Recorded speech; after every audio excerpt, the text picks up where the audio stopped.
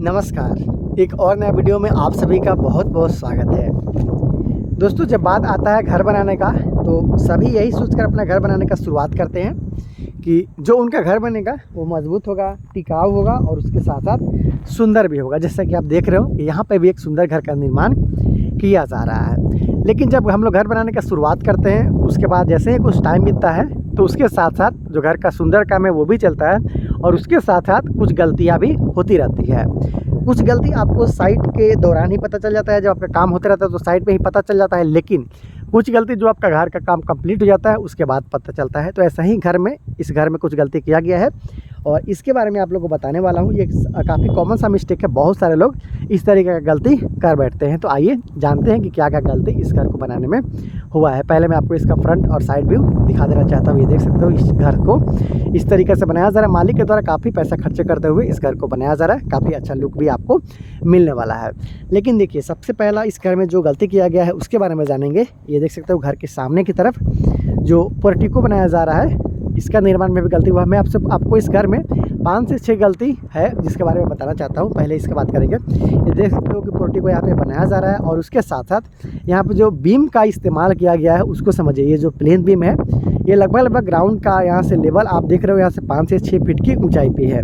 और उसके साथ साथ यहाँ पे सपोर्ट के लिए ब्रिक वर्क भी नहीं किया गया, जबकि नियम ये कहता है कि आपके घर का साइज़ कुछ भी हो, आपको घर का जो बाहर वाला दीवार है वो 10 इंची का होना तो है ही। उसके साथ साथ जो आपका घर का फर्श है उसके नीचे जहाँ पे आपका ग्राउंड लेवल है तो आपका फर्श और ग्राउंड लेवल के बीच में तो आपको ब्रिक वर्क करना ही है। आपको ग्राउंड लेवल के नीचे भी ब्रिक वर्क करना है। जैसे मान लीजिए यहाँ पे 5 फीट के आसपास में इसका हाइट है तो यहाँ से नीचे से ब्रिक वर्क करते हुए उनको ले जाना था। कम से कम 5 फीट तो आपका यहाँ ग्राउंड लेवल आ गया, फिर नीचे में और करना था। मतलब यहाँ पे आपको 6 से 7 फीट का ब्रिक वर्क इस तरीक़े से करना था, फिर इधर करना था, उसके साथ फिर उधर करना था।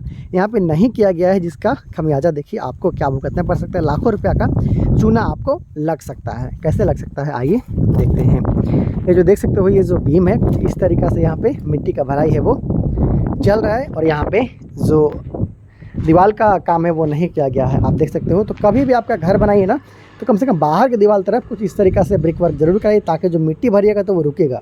अब जैसा कि आप यहाँ पे देख लीजिए मिट्टी डाला जा रहा है, उधर से निकल जा रहा है। तो जैसे ही आप थोड़ा और मिट्टी देने के बाद में इसे बैठा दीजिएगा, बाहर में भी थोड़ा बहुत मिट्टी रहेगा तो उस समय तो आपको रुक जाता है। फर्श बनवा सकते हो, टाइल्स मार्बल सारा कुछ लगवा सकते हो। मैं सिर्फ पोर्टिको की बात नहीं कर रहा हूँ, घर में भी यही होता है कि लोग इसको मिट्टी को बैठाते हुए जो इसका टाइल्स मार्बल का काम है वो करवा लेते हैं। लेकिन कुछ साल के बाद जो मिट्टी है वो धंसेगा, बाहर की तरफ फेंकेगा, क्योंकि बाहर की तरफ यहाँ पे कोई भी सपोर्ट नहीं लगाया गया है। तो आपका जो भी घर का अंदर का टाइल्स मार्बल या फिर ग्रेनाइट कुछ भी लगा हो तो उसका बर्बादी निश्चित है। इसलिए आपको अपने घर का जो बाहर का दीवार है उसका जो ब्रिक वर्क है उसे ज़रूर करवा लेना चाहिए। जैसा कि आप देख रहे हो कि घर में तो चारों तरफ से किया गया है इस तरीक़े से, यहाँ पे छोड़ दिया गया था। तो यहाँ पे भी आपको इस तरीक़े से ब्रिक वर्क करवा लेना चाहिए। उसके साथ साथ आगे बढ़ते हैं। बीम में ही एक और गलती हुआ है, चलिए मैं आपको दिखाता हूँ। जैसा कि आप देख रहे हो कि कभी भी आप बीम बनाते हो, घर का जो प्लेन बीम हो या फिर टाई बीम हो या फिर ग्राउंड बीम हो, तो आपको उसके लिए गुनिया चेक करना होता है। गुनिया क्या होता है ये मैं आपको दिखाता हूँ और कैसे यहाँ पर गलत काम किया गया है। जैसे मान लीजिए आपके पास 4 फीट बाई 6 फीट का एक आप टॉयलेट या फिर बाथरूम बनवा रहे हो, किचन बनवा रहे हो, तो आपको ये 4 फीट बाई 6 फीट तो नापना है। उसके साथ साथ इसका डायगोनल भी नापना है। ये विकर्ण होता है उसको तिरछा भी नापना है। अगर आप नहीं नापते हो, दोनों तरफ का बराबर नहीं करते हो तो फिर ऐसा अंजाम आपको देखने को मिलता है। जैसा कि आप देख रहे हो कि जो बीम है वो काफ़ी बाहर की तरफ भाग गया है। कैसे भाग गया है कि देख सकते हो, जब ब्रिक वर्क किया गया तो यहाँ पर इतना था गैप, उसके बाद वहाँ जाते जाते देख सकते हो कि 3 इंची से लेकर 4 इंची के आसपास तक बाहर की तरफ जो ब्रिक वर्क है वो चला गया है। तो इस तरीक़े से बिल्कुल भी आपको नहीं करना चाहिए। और जब आप ब्रिक वर्क करते हो या फिर बीम बनाते हो तो इस तरीक़े से डायगोनल भी उसका चेक कर लेना चाहिए। आप यहाँ पे आसानी के साथ देख सकते हो। तो इतना जगह जो है वो आपका फालतू में चला गया। अगर पहले ही ये चीज़ को चेक कर लिया जाता तो बिल्कुल नीचे से भी सीधा दीवार आता, सीधा यहाँ पर बीम भी आता, उसके साथ साथ ब्रिक वर्क भी सीधा होता।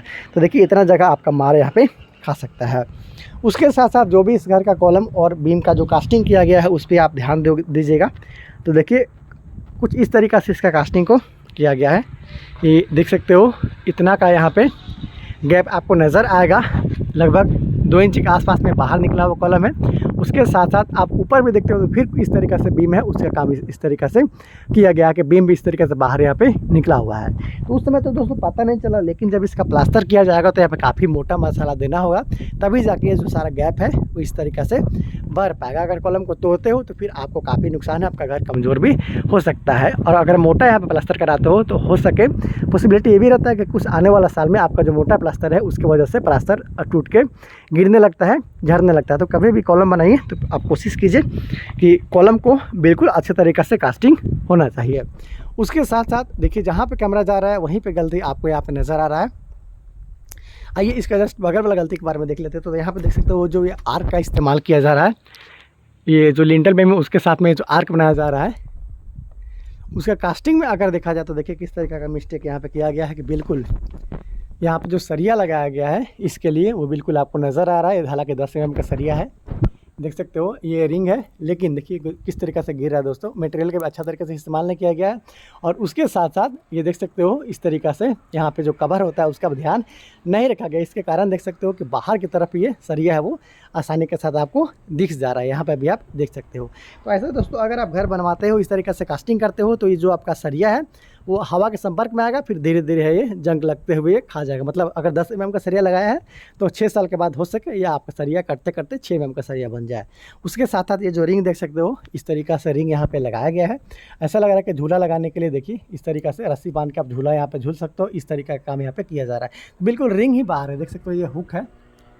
तो ऐसा काम आपको बिल्कुल भी नहीं करना है। जब आपका रिंग ही बाहर रहेगा तो आप समझ सकते हो कि किस तरीके से यहाँ पे कवर देने का काम किया गया है। कम से कम यहाँ पे 1.5 इंच का कवर आता, मतलब यहाँ तक ढलाई आता है। इसका मतलब ये है कि जो इसका सेंटरिंग किया गया, जो शटरिंग इसका किया गया, उसमें भी इसका जो ख्याल है वो नहीं रखा गया है। तो इस तरीक़ा का सिर्फ एक जगह नहीं, आप बहुत जगह देख सकते हो। आप इधर भी देख सकते हो कि उसी तरीक़ा का जो काम है वो किया गया है। यहाँ पे दोनों आपका सरिया, जो नीचे का बॉटम का सरिया है वो दिख रहा है, उसके साथ साथ टोटल रिंग ही दिख जा रहा है। आप वहाँ पे भी देखिएगा तो यहाँ पे भी आपको रिंग नज़र आएगा, जो बॉटम का सरिया है वो नज़र आएगा। इसके साथ साथ ढलाई देख ही सकते हो किस तरीक़े से गिर रहा है। बिल्कुल अच्छा तरीक़े से यहाँ पे काम को नहीं किया जा रहा है। यहाँ पे भी आप देख सकते हो कि दोनों जो सरिया है वो बाहर की तरफ निकला हुआ है।